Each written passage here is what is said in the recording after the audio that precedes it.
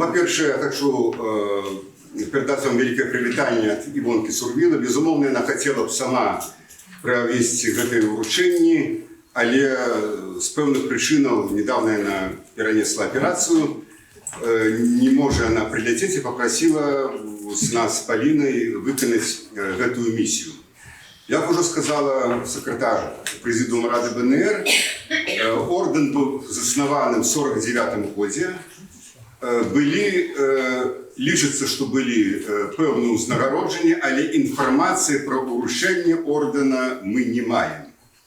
Ми не шукали ніде, ні в архіві Ради БНР, ні в яких інших, так сказати, письмових криницях, ні в одного факту, як цей орден був уручений, і тому сьогодні відбудеться упершую в історії, вот за 75 років, це уручення.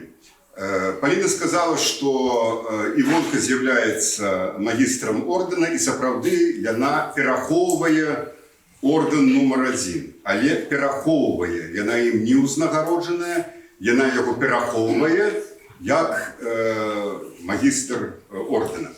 А самае першае узнагароджанне было зроблена на 25 сакавіка, калі 6 чалавек были этим орденом другой ступени, скажем, это кавалерским орденом узнагароджены. Зенон Поздняк, Олесь Беляцкий, два католицкие иерархи, не оголошуємо их прозвища, покольки, ну, з причини безпеки, і два політв'язня, ми так само не оголошуємо їх прозвища по просьбам їх близьких. Так вот, я спочатку хотел сказать про этот орден другі, что сказал в докладе, что это было 6 человек.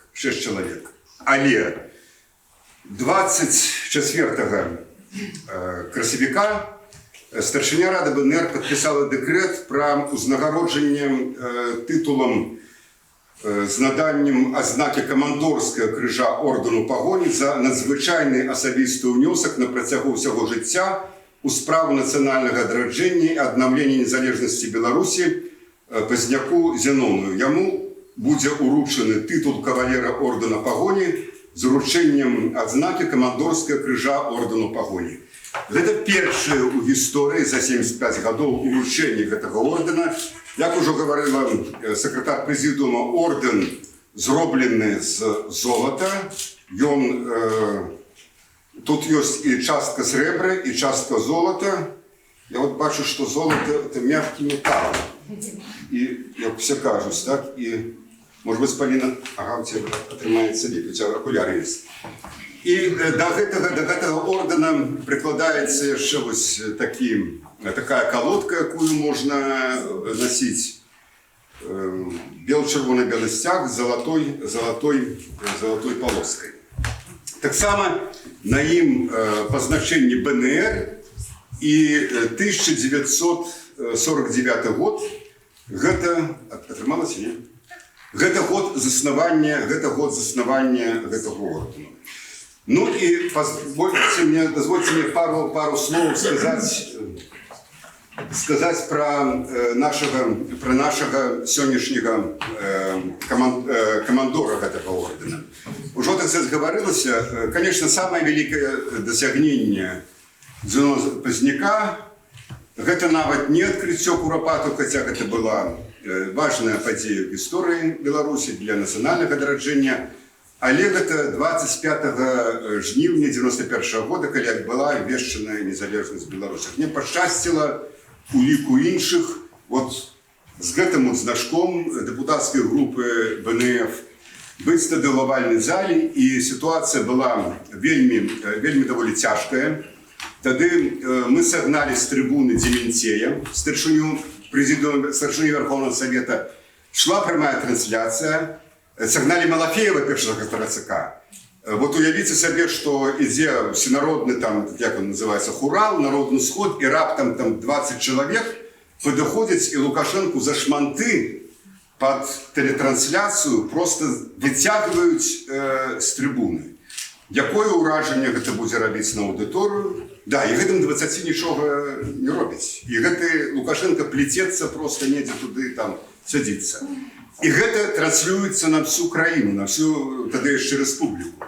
Якое ўражанне? Гэта просто у камуністаў, якія сидзелі ў зале, у іх быў просто псіхалагічны шок. Это свет абрынуўся ў тарары, все. І Дементей дрыжачымі, так сказать, губамі абвясціў перапынак. Праз паўгадзіны ён падаў адстаўку і сесію пачаў весці першы намеснік Дементея Станіслав Шушкевіч. Ужо сесія пашла зусім, так сказать, па-іншаму, чым яна ішла пры Дементеі. І не просто. У нас яшчэ адзін быў такі момант. Ёсць, не? Што? Гатовы? Тут готовы все. Ага, добре. Пакуль тут люди працуюць з золотым, расказваю пра залатыя гадзіны. І ўжо дакончу тады. Вось калі я там ці інтэрв'ю, то кніжку свою пісаў пра 91 год, я сутыкнуўся з тым, што я вот з гэтага дзён не магу прыгадаць вот просто нічога. Я магу взяць па газетах, па стэнаграмах пачытаць. Там відэа, але я глядзеў відэа, свае ўласныя выступы, як просто это выступае абсолютно іншы чалавек. Я вот такого не памятаю. Бо папярэднія 2 дні мы все, вот пад кіраўніцтвам Пазняка, як лідара апозіцыі, працавалі над гэтымі законапраектамі. Это быў цэлы блок законапраектаў для ўвядзення ў дзеянні незалежнасці. Незадоўга до галасавання Шушкевіч сказаў, што, шчыра кажучы, я бачу, што цяжкая сітуацыя. Но абсолютна меў рацыю, таму што сітуацыя была 50/50. Ведаеце, што камуністы складалі ввогуле там 90%, некаторыя ўжо былі пад уздзеяннем гэтага путча. І от тады выйшаў да мікрафона Пазняк. Я памятаю сваё, пра яго і пісаў, але яшчэ раз скажу. Вот уявіце сабе авальную залю, яна амфітэатрам, поўная мёртвая цішыня. Калі ён пачаў выступаць, я памятаю, вот на другім канцы стаяла, іх там было, здаецца, 3 ці 4 тэлекамеры, і аператор павярнуў тэлекамеру, тэлекамера звычайна працуе моўчкі, бо гук ідзе, і яна скрыпнула. І вот я памятаю, гэта вот, выраз муха прилетела, было б чутно, напэўна, таксама, але мух не было, але вот скрып такі тэлекамеры, ён адчуўся. Пазняк зрабіў просто прамову, якая, адна з таких вызначальных прамоў лёсе гісторыі.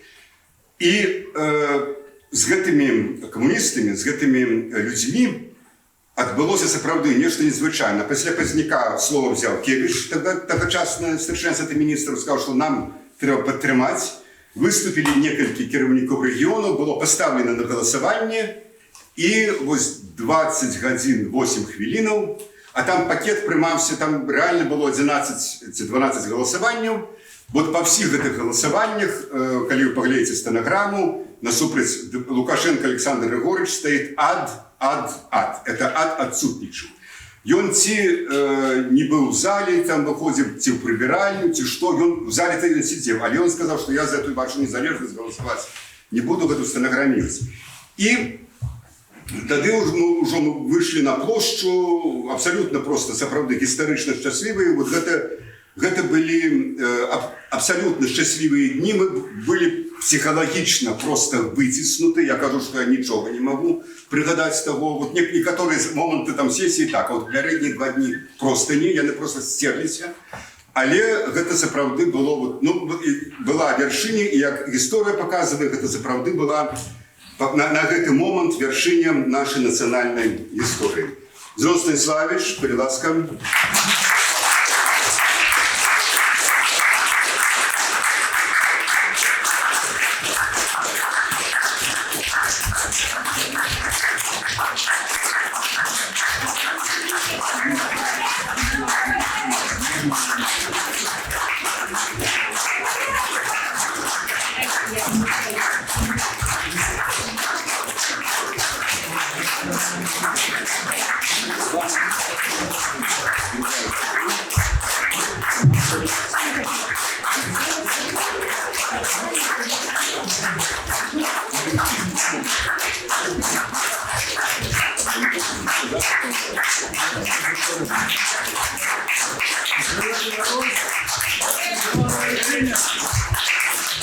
Дякую.